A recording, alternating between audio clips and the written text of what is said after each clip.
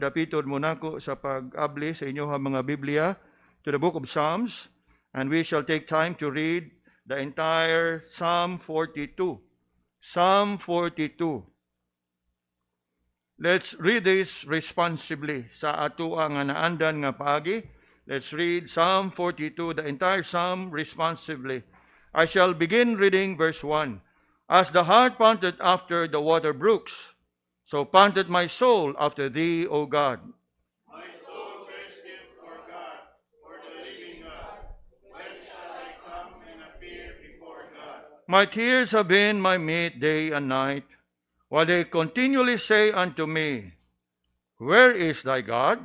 When I remember these things, I pour out my soul in me. For I had gone with a multitude.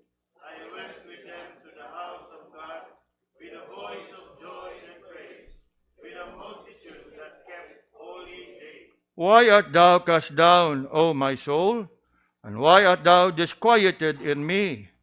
Hope thou in God, for I shall yet praise him for the help of his countenance. O my God, my soul is cast down within me. Therefore will I remember thee from the land of Jordan, and of Hermonites, from the hill Mizar. Deep calleth unto deep at the noise of thy waterspouts. All thy waves and thy billows are gone over me. Yet the Lord will command his loving kindness in the daytime, and in the night his song shall be with me, and my prayer unto the God of my life. I will say unto God my rock, Why hast thou forgotten me? Why go I mourning because of the oppression of the enemy? As with a sword in my bones, mine enemies reproach me, while they say daily unto me, Where is thy God? Verse 11 together. Why art thou cast down, O my soul? And why art thou disquieted within me? Hope thou in God, for I shall yet praise him, who is the health of my countenance and my God. Ang Ginoo mga panalangin kanato sa ato ang pagbasa sa iya nga pulong. Sa ato karon nga pagpadayon sa ato ang pagtuon. On this subject, we have been looking at this question before us, why Christians can trust God.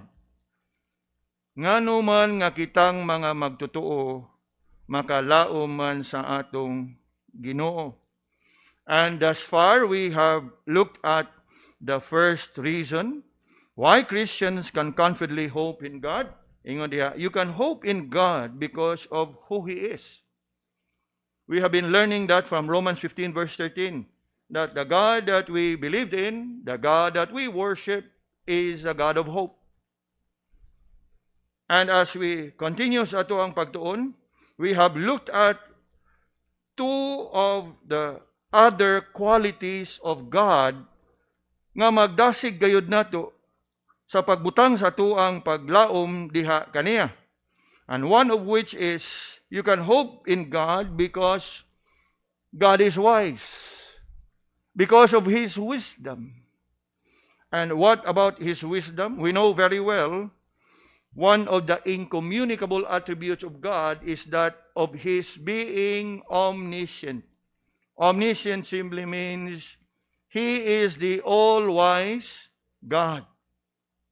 Ug tungod ni ana, makasalig ug makalaom gyud ka, nga bisan pa man og dili sa tanang panahon imong masabtan.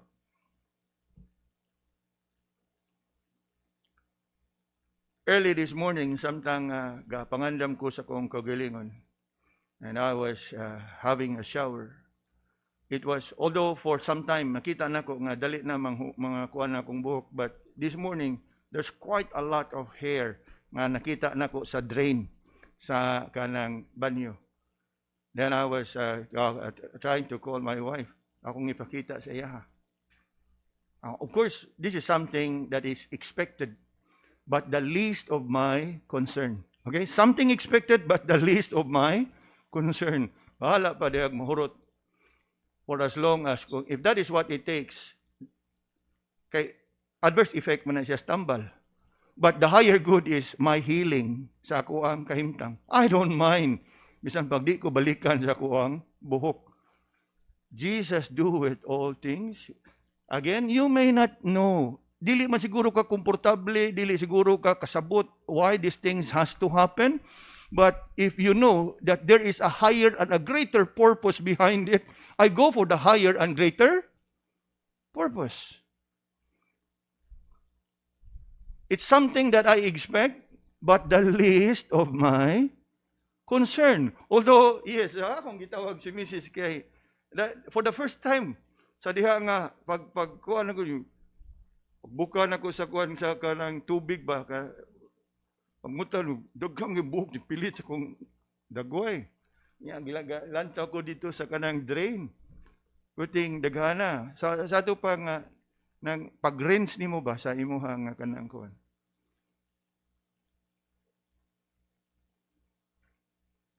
We just have to take it as it is. Yes. And that is why we can hope in God. Regardless of your current situation, makalaom gyud ka kaniya because regardless of unsa kalisod ang imong giatubang karon, you would know that all things will work for good. And let me encourage you mga kaigsunan, unless you are settled in that truth about God, padayon gyud ka nga miserable sa imong kinabuhi. Bisan pa og naa ka sa pagtuo. You need to have faith because it is in that faith that you can have hope. Because the foundation of your hope is in the faith that you have. Not in yourself, not in circumstances. Your faith must be in God. Og naa ka ana nga pagtuo sa Ginoo, then it comes natural that you will have hope in Him. Nga naman, because God is so wise that He can never make mistake. Nga sa sunod nga higayon nga mga pangutana ka, why is this happening, Lord? Siguro ang sunod imong pangutana nga, Lord, I need not ask, og why is this happening? For as long as I take comfort that all things will ultimately work for good.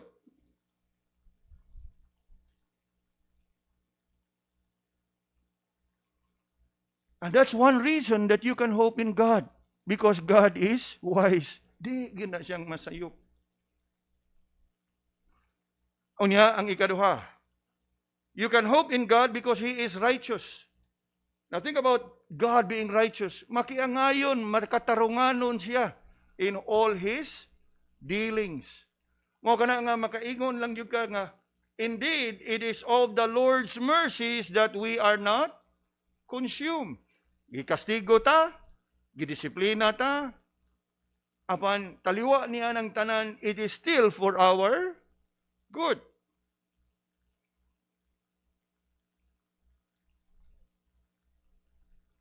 And why we can say it is for our good?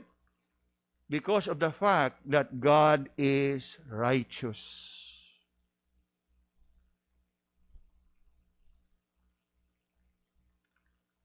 He cannot contradict Himself. He will always be righteous in His dealings with us. That even when we may find it difficult, and even when we may find it a struggle, unya, mo gina, if you are not established and settled sa imong pagtuog, pagsalig sa Ginoo, you will continue to have that struggle. But if you are yielded, established ka nga, yes, God has all the right ug unsa iyang gustong pagabuhaton sa akong kinabuhi, kay siya akong Dios. You will be totally yielded and submitted. Nga naman, because you have that confidence in you that your God is righteous, He will never do anything that will contradict His being God.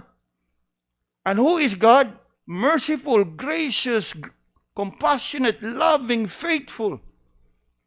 So, knowing God as such, you can take comfort nga bisag unsa inahiaguman nimo sa imong kinabuhi, ang Ginoo maayo, ang Ginoo matarong. makasalig yung ka diha niya. Una, because he knows what he is doing. God is wise.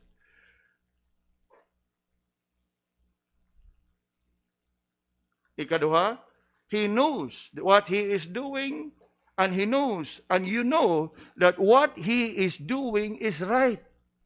Nga naman, because he is righteous. Now, as we move on this topic, you can hope in God because of His being wise and being righteous. Ikatulo, you can hope in God because nindot pagyud kayo, because He is unchanging.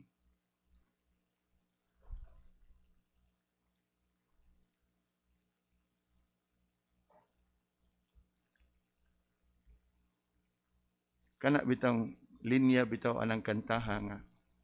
Of course, I've been sharing with you from that line, strength for today and bright hope for tomorrow. There's another line in that hymn. Thou changes not, thy compassions, they fail not. As thou hast been, thou forever wilt be. You know, gahini sa inyong oras o panahon ang pagpamalandong anang linyaha mga kaigsunan. I tell you, a day is not enough to really thank God because He is an unchanging God. Dili igo ang usa ka kaadlaw sa pagpamalandong. And you know what? If you would spend time to really reflect upon it, madasig ka. That regardless of your circumstances in life, makasalig yung kag makalaom ka sa Ginoo because He is unchanging. Not only is God perfectly wise and perfectly righteous, but His character never changes. In Psalm 102, verse 26 to 27, notice how the psalmist contrasts God being unchanging while His created works are subject to change. In Psalm 102, verses 26 to 27, it says, they shall perish.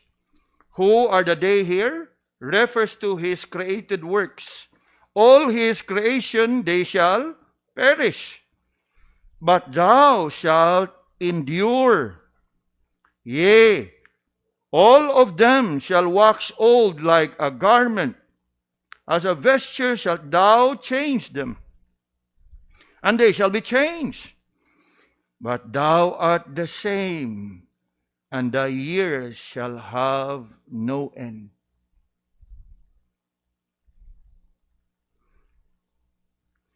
Ang atong Ginoo walay pag-usab, walay pagbahar, walay paglubad.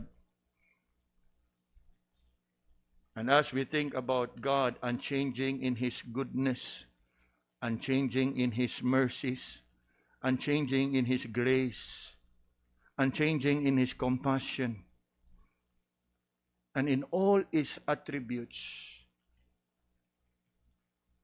igo na kana nga maghatag kanato sa kasiguruhan, even sa ato ang kahupayan. Welcome, welcome. Because He is an unchanging God. In James chapter 1, verse 17, makita usab nato diha, the same truth rendered in a different way.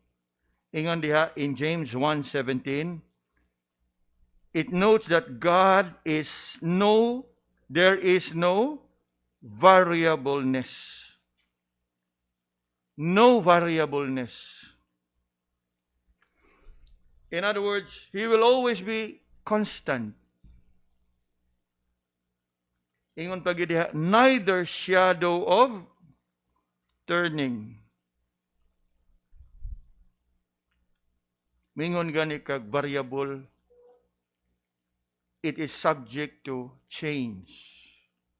it can vary from time to time, meaning it can be fluctuating. Mubahar-bahar. Maybe we are familiar with sometimes makainkwentro tag low voltage nga mopaong ang atoang mo trip off ang atoang not necessarily nga run out pero mo out like sometimes dinhi mo shut mahunong ma off ang aircon, not because nag-run out but because the supply is fluctuating. And that is variableness, fluctuating. God, and in God, there is no variableness. It's always steady, constant, unchanging. No variableness, neither shadow of turning. Hebrews 13 verse 8 reminds us, Jesus Christ, the same yesterday and today and forever. Whereas people are always changing, God remains constant. His character never changes. O kana tungod niya na makasalig ka o makalaom gyud ka sa atong Ginoo. We often hear it said of people, salig lang gyud Brad pero ayaw laom. Di ba no? Nay mga panultihon nga inganana, salig lang gyud Brad pero ayaw og laom. Apan maghisgot na ganita sa Ginoo, makasalig gyud ka, labaw nga makalaom gyud ka diha sa atong Ginoo. Kay nga naman, because God is wise, God is righteous, and God is unchanging. Natong padayonan atong paglantaw ini. God's immutable nature. Now that's another way of saying, no? Maingon gani ka og kanang unchanging. Putting it another way, He is immutable. God's immutable nature means that He will not suddenly change His mind about promises He has made. Gani, dili gid siya nga makabakwi sa iyahang saad. Dili gid niya pwede nga usbon ang iyahang saad. What else? He won't arbitrarily decide that salvation is no longer found in Christ or that eternal life is no longer available. In other words, dili gyud posible alang kaniya nga maghimo sa mao nga kausaban. Kanang word nga arbitrary simply means nga Dios gud siya. Unya Dios nga magagagahom sa nga tanan. O gustuhon niya, pwede nga iyahang buhaton kay way magbuot niya. But despite His being sovereign, nindot kayo, assuring kayo na nga sa iyang pagkasubirin niya, dili siya mag-usab-usab. Nga kung atong isipon, one's sovereignty can always be subject to abuse. You know? Kaagita ana, kanang mga ingon pa nato sa mga panahon nga ang leader sa nasod, we are under martial law, o unsay gusto niyang ipahamtang nato, iya nga mahimo. Unya, nasayod ta, o unsay nahiaguman nato, nadto kay nganuman, because he is not righteous. He is sovereign because he is the head of state. But he is not a righteous head of state. Ikaduha, he is not unchanging. According sa iyahang mood, labad yang whatever yang gusto, suko siguro siya kay mo ni, usbon niya iyahang kagalingon. Remember, siguro mga bata, wakabutan eh. Kaniadto ang atong balaod gitawag og presidential decree. In other words, nga usa ra ka tawo magbuot, siya ra. At least karon na mga Republic Act. Kaniadto presidential decree. Kinsa rin, siya ra. That's the word there, arbitrary. Nga bisan pa man og siya naagyod sa kapasidad nga maghimo ana apan he cannot do it because it will contradict his nature.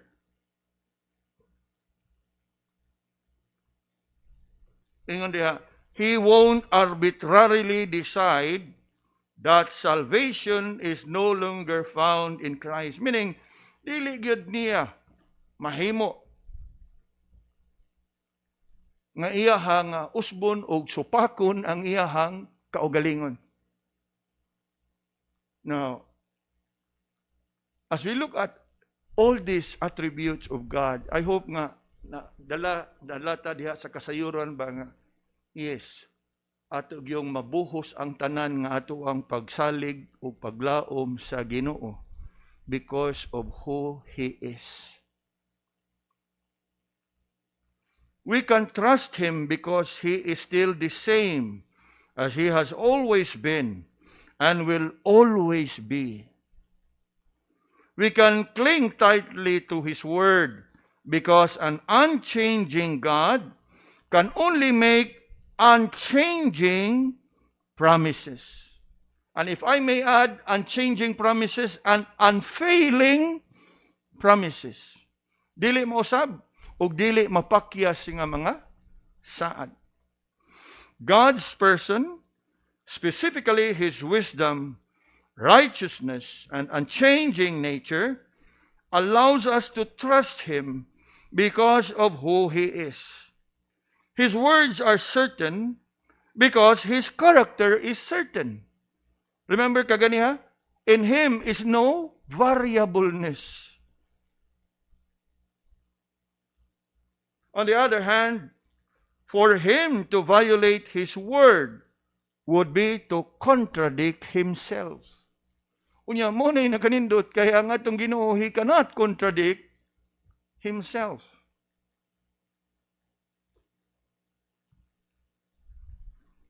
Yet that is not possible, kay nga naman, ingon diha, for it is impossible for God to lie. Look at that. So, by the grace of God, mga kaigsunan, we have come to this portion of our study nga ato ang lalantawan. Under the first reason why we can confidently hope in God, we can hope in God because of who He is. And we have learned thus far that God is wise, that God is righteous, and that God is unchanging. I hope nga kini nagdala ka nato diha sa punto sa ato abang pagtuo. I don't know where you are sa inyohang pagtuo sa Ginoo. Apan ining kabuntagon, having looked at all these things, I hope nga naangat-angat tagamay diha sa ato ang pagtuo, kaysa once nga maangat tagamay sa atong pagtuo, maangat pod ang ato ang paglaom sa Ginoo. Because the more we would know God, the more we would be amazed about Him. And the more we would kana bang ma-convicted ka nga, yes, ingon ani ni ang atong Ginoo. Sama ba og naa kay usa ka item or whatever you may have, a gadget, the more you're familiar with the feature of the gadget, the more nga mura og masinati ka, uy daghan man kog mahimo aning ako ang gadget. More than just call and text. Na ay uban pa nga mga feature nga siguro previously wa nimo na madiskubre. Until such time nga imo nang madiskubre, uy naam din ni. The more you would appreciate your gadget. Now, how much more God? The God that we worship. That the more you would know Him, the more you'll be established in the faith. And the more you be established in the faith, you know what? The more that you would worry less in life. Kaya nga naman, the more you would trust Him, the more nga imong isangat kaniya ang tanan. Casting all your cares and burdens unto Him. Kaysa og wa gitas Ginoo, kita manggid tanan gapasan. Unya kay kita by nature di man ta mo pasan og problema, di ba? Ato lang hubog-hubugan, ato lang, wa oy. Pero you look at your life kaniadto nga wa nato gisalig sa Ginoo. Diha bay gisulbad nato nga problema, ato mang iskapuhan ang tanan. Iagi man nato dayon og inom og sa wa gitay giato ba ngano man. Because una sa tanan, we don't hope, we don't trust in ourselves. We have nobody. Salamat na lang, gracias Ginoo nga iyahang gipaila, iyahang kaugalingon nganhi kanato. Og nga sa hinahinay, nakatunta nga musangpit niya, nakatunta sa pagsalig kaniya, nakatunta sa pagbutang sa ato ang paglaom diha kaniya. Nga bisan pa man og taliwa sa naglain-laing sitwasyon nga atong gitubang, we still can rejoice in Him. And we still can have that peace that passeth all understanding. We will learn more of this sa sunod nato nga pagtuon. Let's pray. Lord, thank you for once again you have spoken unto us in a very special way, even so to comfort our hearts in the midst of trouble. Help us, O Lord, nga sa padayon namo nga pagkat-on ini, padayon usab kami nga magatubo sa among pagtuog, pagsalig, ug sa among paglaom diha kanimo. Andama kami nining tungura sa among pagsimba, Ginoo. In Jesus' name we pray. Amen.